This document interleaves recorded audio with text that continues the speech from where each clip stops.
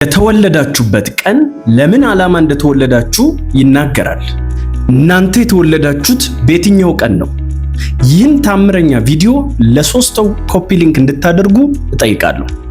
ለምሳሌ የተወለዳችሁት በ1 በ10 በ19 ወይም ደግሞ በ28 ከሆነ የእናንተ የህይወት ዓላማ ፈርቀዳጅነት ወይም ጀማሪ መሆን፣ ለብዙ ሰዎች ብዙ ነገርን የምትጀምሩ፣ መሪነት፣ ሌሎችን መምራት፣ አዲስ መንገድ ለሰዎች መክፈት፣ ቀዳሚ ፈርቀዳጅ መሪ መሆን እንጂ ፈጽሞ ተመሪ አለመሆን የእናንተ ትልቁ የህይወት ተልኳችሁ ነው። ወይም በህይወት ውስጥ መሪዎች እንድትሆኑ የተላካችሁ ናችሁ ማለት ነው። ነገር ግን የተወለዳችሁት በ2 በ20 እና በ29 ከሆነ የእናንተ ደግሞ ትልቁ መገለጫችሁና ተልኳችሁ ብሪጅ ቢልደርስ በመባል ነው የምትታወቁት፣ ወይም ድልድይ ሰሪዎች። የእናንተ ትልቁ የሚገርመው ማንነታችሁ የሰዎችን ስሜት ቶሎ ትረዳላችሁ። እንዴት ውጥረትን፣ ግጭትን ማርገብ እንደምትችሉ ታውቃላችሁ። ሌሎችን ትረዳላችሁ። እንዲሁም ይሄ ህብረትን፣ የጋራ ነገር እንዲፈጠር ማድረግ ላይ በጣም ጎበዝ መሆናችሁ ነው። ብዙ ጊዜ ደግሞ ይህንን የምታደርጉበት መንገድ በጣም ረጋ ያለ ግን ኃይለኛ የሆነ፣ ሌሎችን በጣም አትገፉም፣ ነገር ግን በሐዘኔታ ሌሎችን በመታገዝና በማገዝና አንደርስታንድ በማድረግ ኢንፍሉዌንስ የምታደርጉ አይነት ሰዎች ናችሁ። እናንተን የሚመጥናችሁ ወይም ፊት የሚያደርጋችሁ ስራ ተብሎ የሚታሰበው ማማከር፣ ካውንስሊንግ፣ ሳይኮሎጂ ነገር ማስተማር፣ ወይም ደግሞ ዲፕሎማሲ ወይም ደግሞ ግጭትን ማርገብ፣ ወይ ደግሞ እንክብካቤ፣ ከአድሚኒስትሬሽን ጋራ ደግሞ የተያያዙ ነገሮች፣ ጽሁፍ፣ አርት፣ ሚውዚክ የመሳሰሉት ነገሮች፣ ሶሻል ወርክ የመሳሰሉት ነገሮች እናንተን ፊት ያደርጓቸዋል። ትልቁና their deeper life mission የምንለው ግን ማከም ወይም to heal፣ ከሌሎች ጋር ኮኔክት ማድረግ፣ ሌሎችን ማገዝ፣ ሰላምን ማምጣት፣ ቀውስንና ነውጥን ደግሞ ማርገብ የመሳሰሉት ነገሮች ናቸው። ሌሎችን መረዳት፣ መስማትና ማክበር፣ ሌሎች በእናንተ ውስጥ ደግነትንና ሕያውነትን እንዲያስቡ ማድረግ የእናንተ ትልቁ የህይወት ተልኳችሁ ነው ማለት ነው። እንዴት ነው ይሄ? ገልጧችኋል? እስቲ በኮመንት ላይ አሳውቁኝ። ቤቱን ሰብስክራይብ አድርጉ። እሺ፣ ነገር ግን የተወለዳችሁት በ3 በ12 በ21 እና በ30 ከሆነ የእናንተ ደግሞ ትልቁ የህይወት ዓላማችሁ ወይም የተወለዳችሁበት ምክንያት ኮሙኒኬተርስ ናችሁ። እናንተ ደግሞ they are communicators።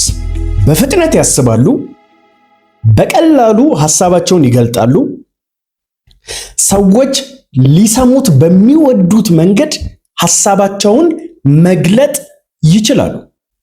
እነዚህ በዚህ ቀን የተወለዱ ሰዎች አንዳንድ ሞመንቶችን ኢንጆይ ማድረግ ይፈልጋሉ። ቫራይቲ፣ ልዩነቶች ደስ ይላቸዋል። ነፃነት ወዳዶች ናቸው። በተለይ በማስተማር ላይ፣ ሌሎችን በማነቃቃት ላይ በሚሰሩበት ጊዜ ሻይን ያደርጋሉ፣ በጣም ይሳካላቸዋል። ነገር ግን ቦሪንግ በሆነ ሩቲን ውስጥ ግን ስታክ አድርገው መቆየት በጣም ያስጠላቸዋል። በዚህ ቀን የተወለዱ ሰዎች አስተማሪዎች ቢሆኑ፣ ትሬኒንግ ሰጪዎች ቢሆኑ፣ ኮንተንት ክሬተርስ ወይ ሶሻል ሚዲያን የሚመሩ ሰዎች ቢሆኑ፣ ጻፊዎች፣ ተናጋሪዎች፣ ፕሪቺንግ ላይ የመሳሰሉት ነገሮች ላይ፣ ማርኬቲንግ ላይ፣ ኮሙኒኬሽን ላይ፣ ሚዲያ አክቲንግ ላይ፣ ፐርፎርማንስ ላይ፣ ካውንስሊንግ ላይ፣ ኮቺንግ ላይ፣ አርት ላይ፣ ዲዛይን ላይ፣ ሚውዚክ ላይ they are very good at these things። የነዚህ ሰዎች ዲፕ የሚባለው ላይፍ ሚሽናቸው ሌሎችን ኢንስፓየር ማድረግ፣ ከፍ ማድረግ፣ ከባድ ሁኔታን ማቅለል፣ ሰዎች በፍጹም ሊያዩ የማይችሉትን አዲስ ኤንግል ወይም አዲስ ሳይድ ለሰዎች የሚገልጡ አይነት ሰዎች ናቸው። ገልጧቸዋል? እንዴት ነው? ፊት ያደርጋል? ይህንን አካውንት በደንብ ሰብስክራይብ አድርጉ። ሀሳባችሁን በኮመንት ሴክሽን ላይ አሳውቁኝ። ነገር ግን የተወለዳችሁት በ4 በ13 በ22 በ31 ከሆነ በነጮቹ አይነት ነው የሚሰራው ይሄ ነገር። ያ ማለት እናንተ ወይም የእናንተ የህይወት ዓላማ፣ እነዚህ ሰዎች ደግሞ ቢውልደርስ ገንቢዎች፣ ፕላነርስ ኦር የእቅድ ሰው ይባላሉ። እነዚህ ሰዎች ወደ ዓለም ስትራክቸርን፣ ስርዓትን፣ ኦርደርን፣ መረጋጋትን በማንኛውም ሁኔታ ውስጥ የሚያመጡ አይነት ሰዎች ናቸው። ብዙ ጊዜ ግልጽነት ይወዳሉ፣ ሲስተም ይወዳሉ፣ ድግግሞሽን ይወዳሉ፣ እንዲሁም ደግሞ እውነተኛ ውጤትን የሚወዱ አይነት ናቸው። በጣም ፕራክቲካል ናቸው፣ ታጋሾች ናቸው፣ ጽኖች ናቸው።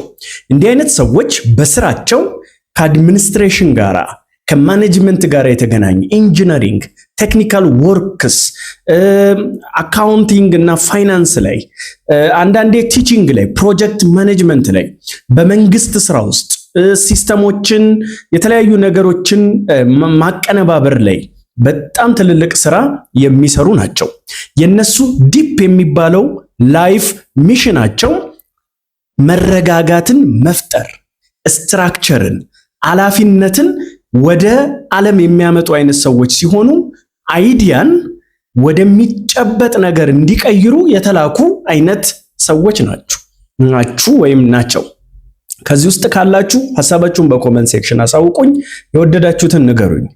እሺ፣ ነገር ግን የተወለዳችሁት በ6 በ15 እና በ24 ከሆነ የእናንተ ደግሞ ትልቁ የህይወት ተልኳችሁ እናንተ ደግሞ ኤክስፕሎረርስ ናችሁ ወይም ኤክስፕሎር የምታደርጉ የምታስሱ አይነት ሰዎች ስትሆኑ ፍሬሽ የሆነን አይዲያ ታመጣላችሁ። ኒው ፐርስፔክቲቭስ፣ በልዩ አንግል የማየት ከፍተኛ ችሎታ፣ ሁሌም የተሻለን ነገር ፈላጊዎች ስትሆኑ በጣም በፍጥነት ትማራላችሁ፣ ቶሎ ትላመዳላችሁ፣ ከማንም ሰው በላይ ለውጥን ሃንድል ማድረግ ትችላላችሁ። ተግባቢዎች ናችሁ፣ ሻርፕ ናችሁ። ሁኔታውን የማንበብ አቅማችሁ ደግሞ በጣም አስገራሚ ነው። እናንተም ፊት የሚያደርጋችሁ ስራ ማስተማር፣ ትሬኒንግ፣ ሞቲቬሽናል ስፒኪንግ፣ በተለይ ደግሞ ሚዲያ፣ ጆርናሊዝም፣ ኮንተንት ክሬቲንግ የመሳሰሉት፣ ማርኬቲንግ፣ አድቨርታይዚንግ የመሳሰሉት ነገሮች፣ ፐብሊክ ሪሌሽንስ የመሳሰሉት ነገሮች እናንተን በጣም ፊት የሚያደርጋችሁ ነው። የህይወት ዲፕ የሆነው ሚሽናችሁ ግን ለውጥን ማምጣት፣ አይምሮን መክፈት፣ ሰዎችን ከአዲስ ነገር ጋር ማስተዋወቅ የእናንተ ህይወት ጥሪ ነው። ነገር ግን የተወለዳችሁት በ7 በ16 እና በ25 ከሆነ የእናንተ ህይወት ዓላማ፣ እነዚህ ደግሞ ሰርቸርስ የሚባሉ ናቸው። በጣም በቃ ፈላጊዎች፣ ህይወትን በጥልቀት መረዳት የሚፈልጉ አይነት ሰዎች ሲሆኑ ሁሉን ነገር ይጠይቃሉ፣ በጥሞና ይመለከታሉ፣ ሌሎች ሰዎች የማያዩትን ነገር ኦብዘርቭ ያደርጋሉ። በጣም አይጮሁም፣ ግን ሻርፕ ናቸው። ከመናገራቸው በፊት በጣም ያስባሉ። ያለ መረጃ እና ያለ ትርጉም ማንንም አያምኑም። ጸጥ ያለ ኤንቫይሮንመንት ይመቻቸዋል።